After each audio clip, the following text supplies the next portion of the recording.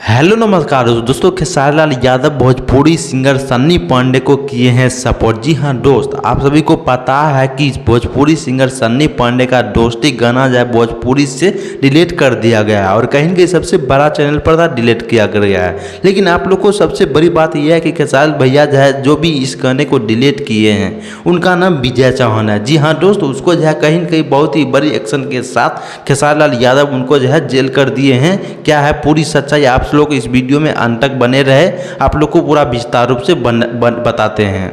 जी हाँ दोस्त, जैसा कि आप सभी को पता है कि खेसारी लाल यादव बहुत ही एक अच्छे इंसान है और भोजपुरी में जो भी खराब या अच्छा जो भी करता है कहीं न कहीं उनके साथ वैसा करते हैं।